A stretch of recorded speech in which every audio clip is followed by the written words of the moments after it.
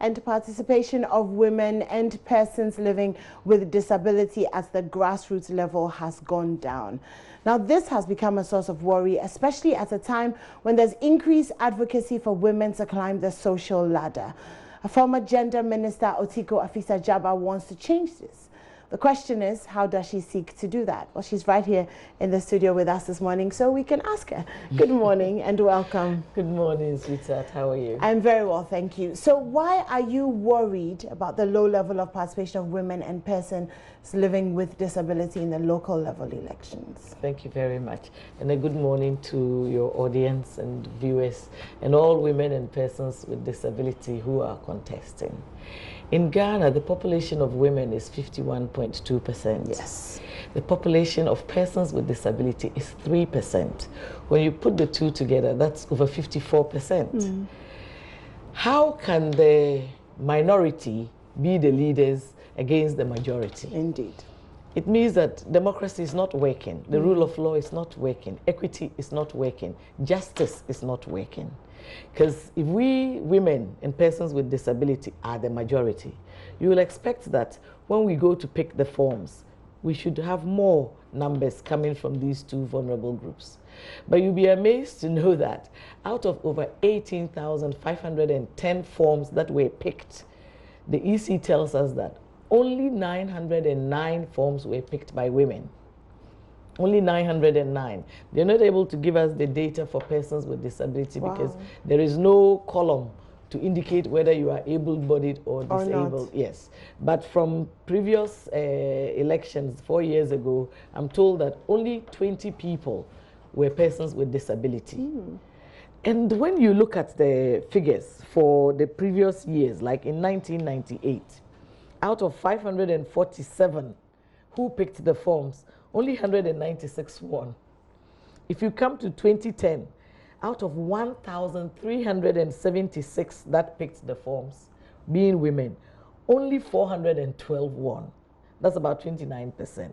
And then in 2015, out of 1,102, only 280 women won. That's 25.4%. It means it has dropped in the last election that we had for a district assembly. And this year, out of the 18,510, I told you that only 909, that's 4.9%. And for the unit committee, out of 38,520, only 3,751 are women. That's 9.7%. I mean, so clearly women are getting more reluctant as the fight increases to get women involved in politics, even at the local level. Why is that so? Why are women running away from because the men won't give them the chance. Because the women don't like being abused. When you go into politics, they would call you a prostitute, they'll call you a witch, they will call you all sorts of names, iron woman and what have you. Because women don't have money. And when you're looking for money for campaigning, somebody might ask you to do some things that you might not want to do. Because women are not comfortable in politics because we didn't get into it early enough. It's not our comfort zone. But women are good talkers. And politics is about talking. Well, speaking of talking, I do remember your vetting and how you dealt with the gentleman at the table. But you know, I've had this argument come up about the fact that men don't give women a chance. Yes. But are we coming from a view of entitlement? How do we expect men to hand over this power that they have had for so many years? How do we sit down and expect that they'll hand it to us? We are not expecting them to hand over. Okay. When I talk of giving a chance, it means that there is a gap, there's a problem. And whenever there is a problem, you have to do some things to address that gap. Because from the home, we know that women are leaders. Because it's the mother who teaches the child how to sweep and do all sorts of things. And the person can sell wache and bring you up to be a media person. Of course. She can be Chim Banku, and then she'll bring up a medical doctor. Yes. She can have 11 children that she pounds fufu and sells and sees them all being okay. Why can't that woman come? is because she didn't go to school early. A long time ago, women were not going to school. They just would be housewives and they do the cooking. Your place is the kitchen. And so our society is patriarchal and still sees that. And the men and the women themselves are conditioned to think that the woman's place is the kitchen and the home and not in governance. So that is a mental psyche that we need to change as a people collectively, to understand that, like Adam and Eve, we must work together. And for the home, it's mom and dad who work together to develop the home. And so for the community's development, for us related development, then both women, men, and persons with disability must come to the table. And what I say is that every woman is a Yasantua. And so if our culture, the social norms, have made us to take a back seat, because in the villages example, when there is a meeting, they will call your 16-year-old son and not the mother, because this is not for women. Women shouldn't be talking about issues of development. But the time has come for women to be at the table of decision making. And we need to encourage them to do that. We need to implore our society to change the narrative that unless the women are involved and persons with disability, issues of sanitation, who sweeps? Issues of water, who fetches water? Issues of education, as I've said, is these women... Who does homework with the kids? You know, issues of health, who is the carer? These are all areas that women are very passionate about. And they are all not going too well in our communities because the women's voices are too low or not there. The way women think, the way persons with disability think or approach things is very different from the way men think and approach things. And that is why we need to bring them in. It is a collective responsibility. Ghana was the first independent country in sub-Saharan Africa to be independent. And yet Rwanda has overtaken us. They have over 64% women in parliament. Here in Ghana, we are still at about 38%. No, 13%, because we only have 38 women in parliament. And so it does not depict who we are as a people, especially when you have 51.2. And the other group is born by these same women. Yes. So there's a need for recognition of the role of women, which should translate into votes for women who are contesting. Any woman or person with disability who even comes out to say that I want to contest should be congratulated, should be encouraged, should be supported, should be empowered and voted for. Okay, so I mean, so these are ideals that we're discussing. This is how things should be, but they're not like this. No, at all. So practically, how do we begin to change that narrative? How do we prepare women to grow this tenacity or this fortitude of knowing that once I decide that I am going to do this, I will be abused, I will be insulted, I will be criticized for my hair, for the way I dress, for my relationships. How do we, because I don't know if that will stop. It will not stop, but we need to build the confidence of the women. And how do we do that practically? Yes, the Henry Djaba Memorial Foundation and the GIZ, we organize trainings for over 150 women and persons with disability in June and in August to build their capacity, their confidence, their knowledge for advocacy, for house-to-house campaigning, for not being afraid of the insults and how to even look for funding to be able to campaign. However, other groups also trained women, like local government, NALAG, and what have you. And so the training is a very important thing to build and empower women to be able to go out there and feel more confident about campaigning and getting elected. The other thing is sensitizing people to change their attitudes and perceptions. That it is okay for women to be in leadership. It is okay to vote for women. It is okay to understand that somebody's mother could be your mother. It's interesting that we'll have to sensitize women to vote for women. Because if women were voting purely on gender basis, then women would be in power because we already have the majority. But a lot of times, even women do not feel that other women can lead them. Yeah, that's because of the way we were brought up, the social norms that the man is the head of the home, so the man is the head of decision, the man is the one who has the knowledge about governance, the man is the wise one. But when you're looking for wisdom, you go to the Abroa. When you're looking for advice, you go to your mom. And that's why I said that. Understand that somebody's mother could be your mother. So any woman who comes out to campaign could be your mother, could be your sister, could be your wife. The respect and confidence you have in your mother and in your sister, in your daughter, you need to translate that or transfer it to somebody else's mother, wife, sister, or whatever. Because women are very capable. And we want the people of Ghana to understand that women are just as capable as men, if not even better. Because we are better drivers, we are better managers. Remember the number of men looking for their socks or car keys. And it's the woman who finds the socks and the car keys. But so I mean, this drive of yours, is it born out of your own experiences? Is it something that you're birthing because of what you have been through in terms of your political career, or what you've been able to achieve or influence? It's a mixture of all of that. Okay. I'm first of all a development worker. Okay. I worked in rural Ghana for over 12 years before I came into politics.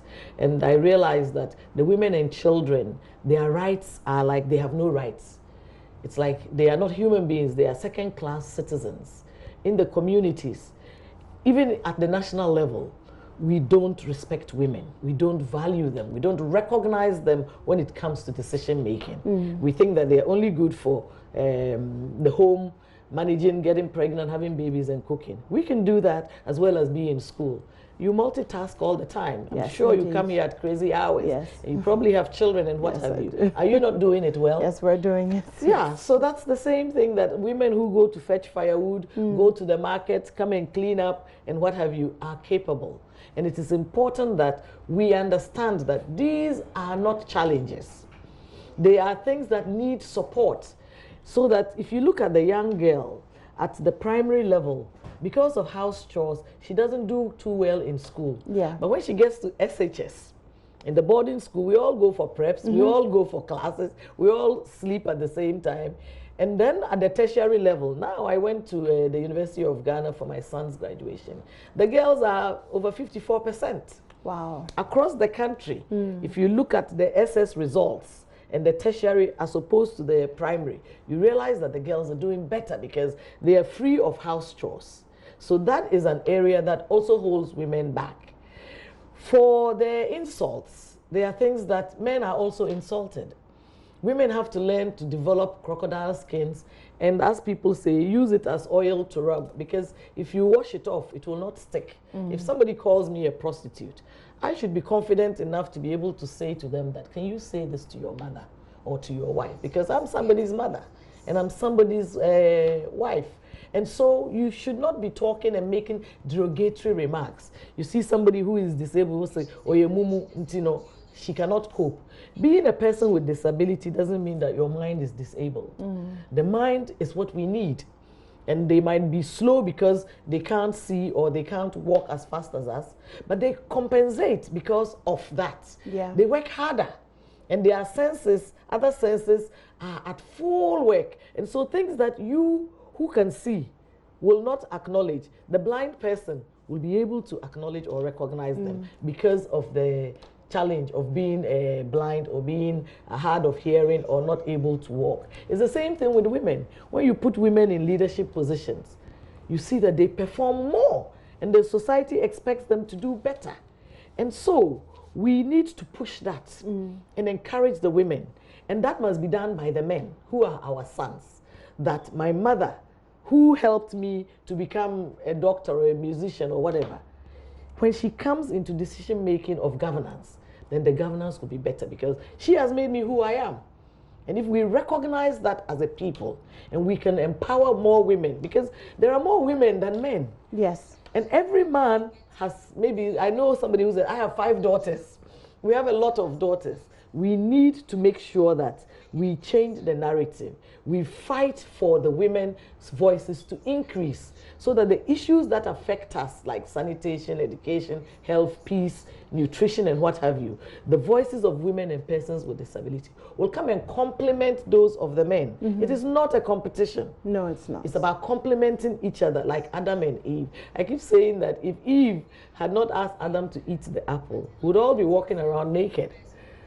Women are intuitive. We have a sense of understanding things that men don't. And we need to bring that into our local governance. We need to bring that into national development. And the women, please don't be afraid. Every woman is a Yasantwa. To be able to get pregnant, 9 months, your whole nose swells, everything changes, you can't move, but you move. You can't even like the smell of some things, but you will do it because of this baby. And you have that tenacity, that strength, that courage to push this baby out. Yeah. See the pain. A lot of men faint when at the slightest thing. Yeah. But so you know the referendum is coming up. Yes.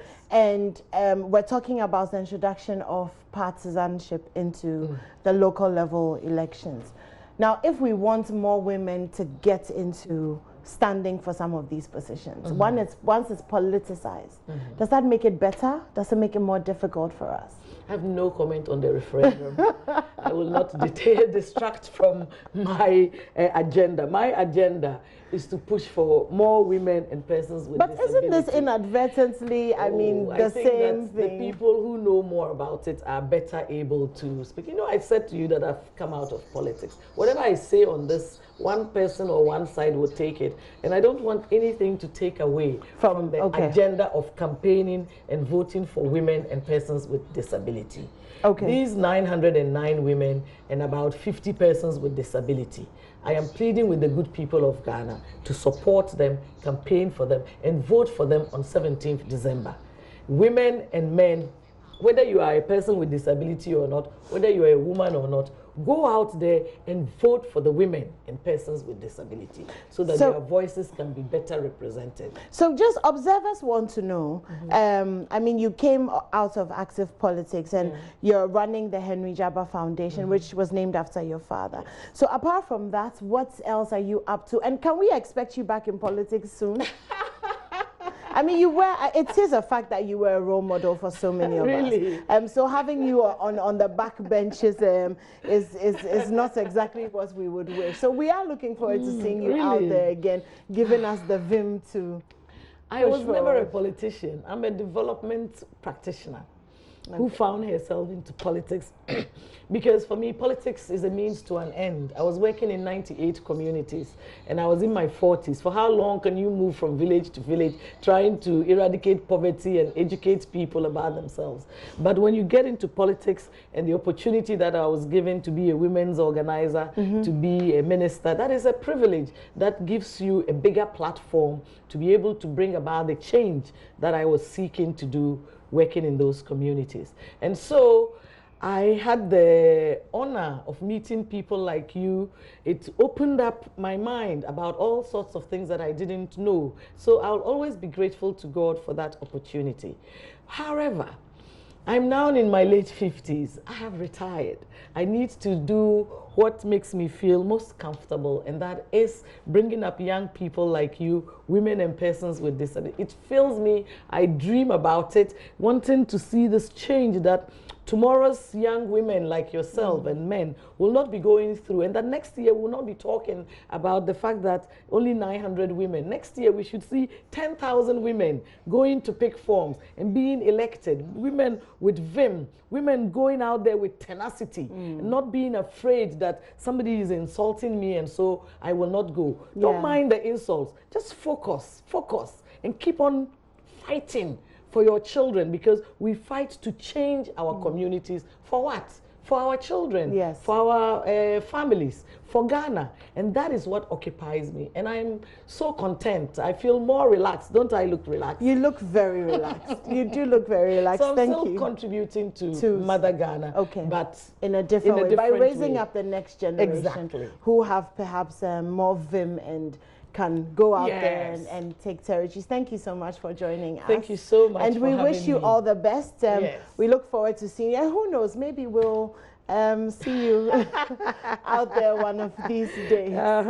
I would just like to say before I leave that it's important that we change the narrative. Vote for women and persons with disability to change the narrative of this country, that we are truly independent and that persons with disability and women are also part of the independence story. And so they are not second-class citizens. they are human beings just like everybody else. And we need to recognize and respect that by campaigning, supporting, and voting for them on 17th December 2019. So that 4 years back, 4 years on, we'll have we a lot more today women who are alive can say that we did it. Yes, we did it. Good luck to all of you women and persons with disability who are contesting. Thank you. Thank you very much for that. And coming up in a little while is business. Stay tuned in.